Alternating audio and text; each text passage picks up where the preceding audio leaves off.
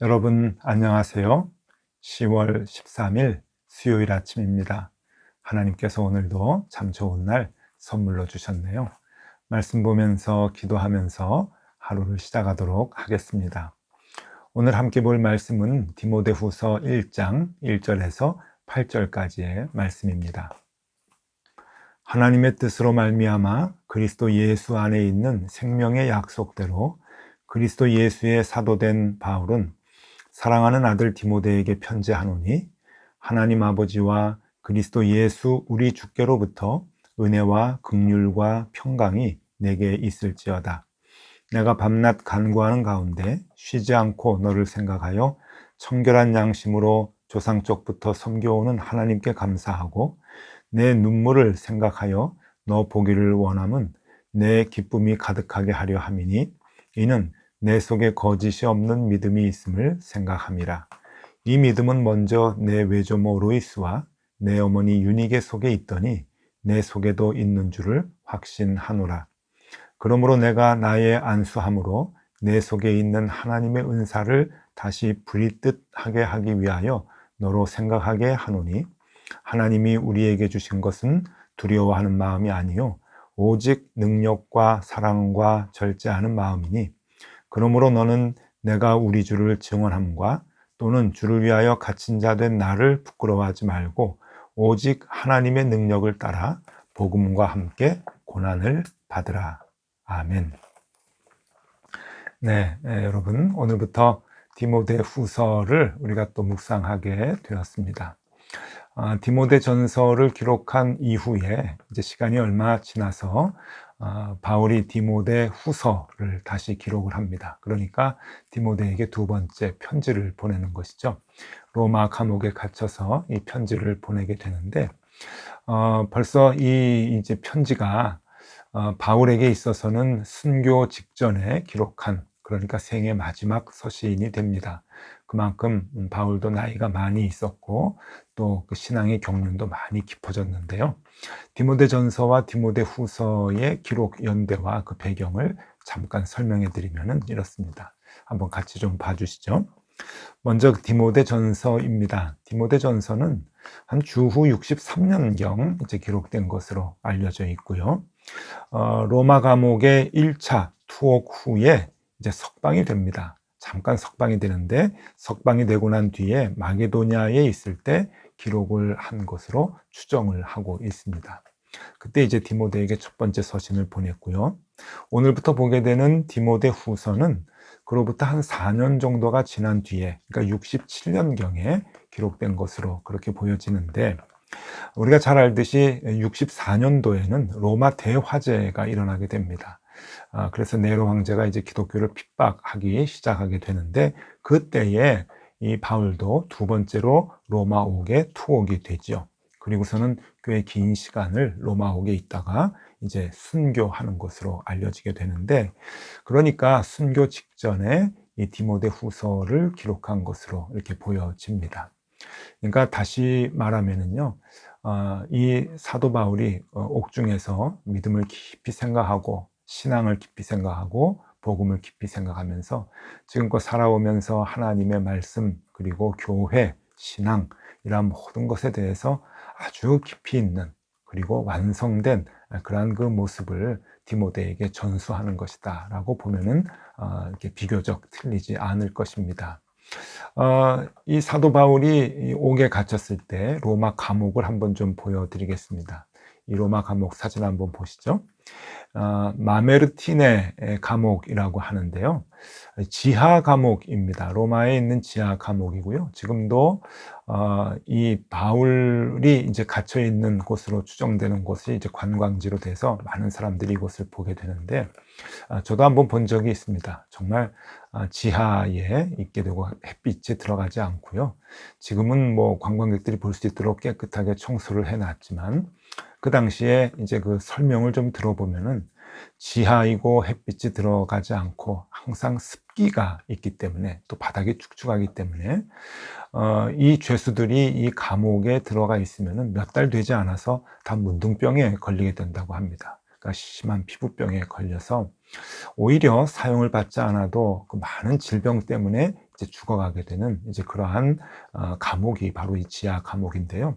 특별히 이 마메르틴의 감옥은 악명 높기로 유명합니다. 그러니까 죄인 중에 중죄인들을 모아서 이 지하에 가두어 놨던, 그리고 지하에 그냥 자유스럽게 가둬놓은 것이 아니라 또 손과 발에 쇠사슬을 묶어가지고 채워서 정말 이렇게 꼼짝 못하게 그렇게 가두어 놨던 곳인데, 이곳에서 바울이 꽤 오랜 기간 동안 고생을 이제 했었습니다.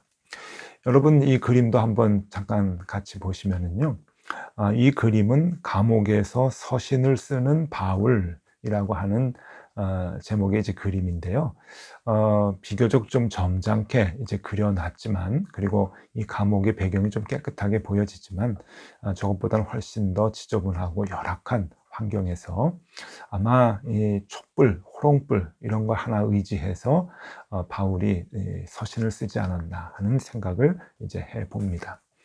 이렇게 이런 열악한 가운데서 디모데 후서가 이제 기록이 되는데, 아까도 말씀드렸듯이 바울이 완숙한 믿음의 그 나이, 그리고 우리말로 얘기하면은 산전수전 다 겪은 그러한 복음의 전도자로서 하나님의 말씀을 아주 정제된 그러한 그 엑기스와도 같은 말씀을 이제 디모데에게 전수해 주고 있습니다. 그러면서 디모데에게 이제 복음에 대한 이야기를 하는데, 첫 장부터 첫 이야기부터 바울은 엄청난 요구를 디모데에게 하고 있죠. 그것이 오늘 8절에 나옵니다. 8절 말씀입니다. 그러므로 너는 내가 우리 주를 증언함과 또는 주를 위하여 갇힌 자 된 나를 부끄러워하지 말고 오직 하나님의 능력을 따라 복음과 함께 고난을 받으라. 예, 복음과 함께 고난을 받아라. 그렇게 바울이 아들 디모데에게 권면을 하고 있습니다. 내가 복음을 가지고 있느냐? 네가 복음을 듣고 있느냐? 복음을 품고 있느냐? 그러면 그 복음과 함께 이제 고난을 받아야 된다라고 하는 그런 그 권면을 하고 있죠. 그런데 여러분, 이제 성경을 보면은 사도 바울이 처음부터 이 복음으로 인해서 고난을 받으라고 그렇게 주장하지는 않습니다. 사도 바울이 비교적 젊었을 때, 그러니까 젊었을 때는 굉장히 활동적이고 의욕이 강했을 때이죠. 복음을 처음 접하게 되고 그 복음의 능력 때문에 정말 마음이 기뻐서 이 복음을 모든 사람들, 만나는 사람들에게 전하려고 했던 그 당시, 그때 이 바울은 복음에 대해서 이렇게 고백을 하고 있습니다. 그 말씀이 데살로니가 전서 2장 13절에 나오는데요. 이러므로 우리가 하나님께 끊임없이 감사함은 너희가 우리에게 들은 바 하나님의 말씀을 받을 때에 사람의 말로 받지 아니하고 하나님의 말씀으로 받음이니 진실로 그러하도다. 이 말씀이 또한 너희 믿는 자 가운데서 역사하느니라. 네, 마지막 부분 다시 한번 읽어드릴게요. 이 말씀이 또한 너희 믿는 자 가운데서 역사하느니라. 이 데살로니가 전서는 주후 51년경에 기록이 되어졌습니다. 2차 전도 여행 때 이제 기록을 한 건데요. 그러니까 디모데 후서의 기록과는 꽤 시간 차이가 나죠. 한 16년, 17년 정도 시간 차이가 나는데, 바울은 젊었을 때 복음에 대해서 어떤 생각을 하고 있었는가 하면은 복음은 우리 가운데서 역사하는 능력이다. 그렇게 생각을 했었습니다. 그러니까 이런 말이죠. 우리가 복음을 믿으면 그 복음이 우리 안에서 우리가 원하는 모든 것들을 다 이루게 해주신다. 복음은 그렇게 힘이 있다라고 바울은 하나님의 말씀을 그렇게 생각했던 것입니다. 여러분, 그렇지 않습니까? 하나님의 말씀은 우리 안에서 살아서 움직입니다. 그래서 우리를 정말 그 말씀에 그 용기가 있게 하고요. 그리고 말씀으로 인해서 많은 일들을 감당할 수 있도록 힘을 줍니다. 그래서 사도 바울도 이 복음에 대한 이해가 젊었을 때는 바로 그런 범위에서의 이해를 했었죠. 하나님의 말씀은 우리 안에서 역사한다. 우리가 원하는 것 이루게 하여 주시고, 우리가 얻고 싶은 것 갖게 하여 주시고, 그리고 우리가 계획하는 것들을 다 하나님은 이루어 주신다. 그 복음의 능력이 거기에 있는 것이다. 그렇게 생각을 했었습니다. 그래서 데살로니가 교회 사람들에게 이 복음의 능력에 대해서 얘기하고 있었던 것이죠. 그런데 여러분, 그 후에 바울이 10년이 지나고 난 뒤에 에베소 교회 교인들에게 편지를 보낼 때는 복음에 대한 생각이 조금 변합니다. 에베소서 6장 19절에 보면은 바울이 이렇게 고백을 하죠. 또 나를 위하여 구할 것은 내게 말씀을 주사 나로 입을 열어 복음의 비밀을 담대히 알리게 하옵소서 할 것이니. 네, 여기도 마지막 부분 다시 한번 읽어드립니다. 복음의 비밀을 담대히 알리게 하옵소서. 네, 에베소서의 이 기록이 주후 62년경으로 추정을 하고 있는데, 그런 걸 보면은 데살로니가 전서의 기록과 한 10년 정도 차이가 납니다. 그러니까 바울은 초창기에 이 복음이 우리 안에서 역사한다, 우리에게 힘을 준다, 우리가 원하는 것을 다 이루게 해주신다 라고 복음의 능력을 찬양했다고 한다면, 이제 10년이 지나서 바울은 복음이 무엇이냐라고 물을 때, 복음은 우리가 전해야 하는 것이다, 복음의 비밀을 알려야 하는 것이다 라고 자세가 바뀌게 됩니다. 그러니까 젊어서는 복음으로 인해서 내가 도움을 받아야 되겠다라고 생각을 했다고 한다면, 10년이 지나고 난 뒤에는 신앙이 좀 성숙해진 거죠. 이제는 내가 복음을 위해서 헌신하고 복음을 위해서 전하는 사람이 되어야 되겠다라고 하는 마음을 갖게 됩니다. 여러분, 이것은 엄청난 변화이죠. 코페르니쿠스적 전환이라고도 볼 수 있는 삶의 자세입니다. 내가 복음을 이용해서 내가 원하는 것들을 이루려고 했던 그러한 믿음의 자세에서 이제는 아닙니다, 하나님. 이제 내가 이 복음의 비밀을 알리는 사람이 되겠습니다. 복음으로 덕보려고 하지 않고 내가 복음의 빚진 자가 되어서 복음을 전하겠습니다 라고 하는 그 신앙의 고백을 합니다. 여러분, 그런데 더 놀라운 것은 이 바울이 또 시간이 지나서, 그 뒤로 한 5년이 지나서 오늘 이 디모데 후서 67년도에 주후 67년도에 디모데 후서를 기록한 것을 보면은 또 놀라운 기록을 이렇게 하고 있지 않습니까? 그것이 바로 8절 말씀이죠. 8절 말씀 다시 한번 읽어드립니다. 그러므로 너는 내가 우리 주를 증언함과 또는 주를 위하여 갇힌 자 된 나를 부끄러워하지 말고 오직 하나님의 능력을 따라 복음과 함께 고난을 받으라. 복음과 함께 고난을 받아라. 복음을 전하는 자에서 더 앞서서, 더 나아가서 이젠 복음 때문에 고난을 받는 자가 되어라 라고 권면을 하고 있습니다. 여러분, 디모데 후서에선 계속 이 복음을 위해서 고난을 받아라 라고 하는 권면을 해주고 있는데, 이제 뒤에 가면은 디모데 후서 2장 9절에 이렇게 얘기합니다. 복음으로 말미암아 내가 죄인과 같이 매이는 데까지 고난을 받았으나, 이미 고난을 받았다고 얘기하는 거죠. 하나님의 말씀은 매이지 아니하니라. 내가 이렇게 복음 때문에 로마 감옥에 매인 바가 되었다. 복음 때문에 고난을 받는 삶을 살고 있는 것이다 라고 이야기를 하면서 디모데에게도 내가 이제 신앙이 성숙해진다고 한다면 복음으로 인해서 고난을 받아라, 복음과 함께 고난을 받아라 라고 그렇게 권면하고 있습니다. 네, 여러분, 사도 바울은 이렇게 시간이 지나면서 자신의 신앙이 바뀌어 갑니다. 성숙해진다고 얘기할 수 있겠죠.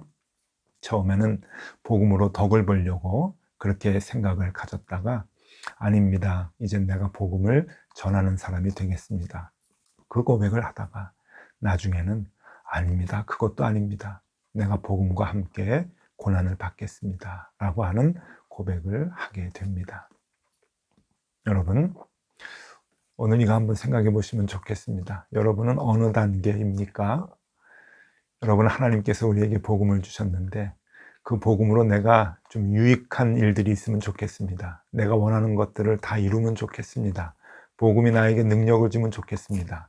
그러한 단계이십니까? 여러분, 그렇다면은 한 단계 우리는 올라가야 됩니다. 이제는 복음이 나에게 유익한 것을 주지 않는다 할지라도 복음의 비밀을 전하는 자들이 되어야 합니다. 내가 만나는 사람들, 내 주변에 있는 사람들, 내 가족들에게 그 복음의 비밀을 전하는 그러한 사람들이 되어야 되겠죠. 여러분, 복음의 비밀을 전하는 사람이 이미 되셨습니까? 그렇다면 이제는 또 한 단계 더 올라가야 합니다. 그것은 이제 복음과 함께 고난을 받는 자리에까지 가야 한다는 것입니다. 복음과 함께 고난까지 달게 받겠습니다. 복음 때문에 내가 손해도 보겠습니다. 복음 때문에 내가 손가락질도 당하겠습니다. 복음 때문에 내가 희생당하겠습니다 하는 그 각오를 우리가 할 수 있으면 참 좋겠습니다. 여러분, 신앙의 성장이라고 하는 게 바로 이런 것이죠. 그래서 제가 오늘은 이거 한번 정리해 봤습니다. 사도 바울의 생애를 보면서요, 한번 같이 좀 봐주시죠. 여러분, 우리가 복음을 처음에 어떻게 생각하는가? 처음에는 말씀이 내 안에서 역사하는 것이다. 말씀이 나에게 힘을 주고 내가 바라는 것을 이루게 하는 것이다 라고 하는 믿음을 갖고 있다가, 복음이 이제 성숙해지면, 내 안에서 성숙해지면은 이제 한 단계 올라가는 거죠. 복음의 비밀을 알리게 하옵소서. 이제는 내가 복음으로 유익하게 사는 것이 아니라 복음의 비밀을 알리게 하옵소서. 그 고백을 할 수 있으면 좋겠고요. 그렇게 살아가면 참 좋겠습니다. 그런데 그러다가 더 우리가 신앙이 성숙하게 되면은 이제는 복음과 함께 고난을 받는 데까지 가야 하는 것이죠. 내가 복음과 함께 고난을 받겠습니다. 복음 때문에 좀 손해를 보고 희생을 당하겠습니다 하는 그 마음까지 가는 것. 여러분, 부디 여러분들이 있는 그 위치에서 한 단계씩만 올라가면 좋겠습니다. 이것이 뭔지 아십니까? 이것이 바로 신앙의 성장이라고 하는 겁니다. 우리는 그냥 신앙생활에 머물러 있으면 안 됩니다. 내 위치에 머물러 있으면 안 되죠. 시간이 갈수록, 세월이 갈수록 이 성장하는 모습이 있어야 되고 성숙한 신앙생활을 가져야 되는데요. 여러분, 오늘은 이거 하나 생각하면 좋겠습니다. 그죠? 한 단계씩만 깊어지는 성숙한 그러한 신앙생활을 하면 좋겠고요.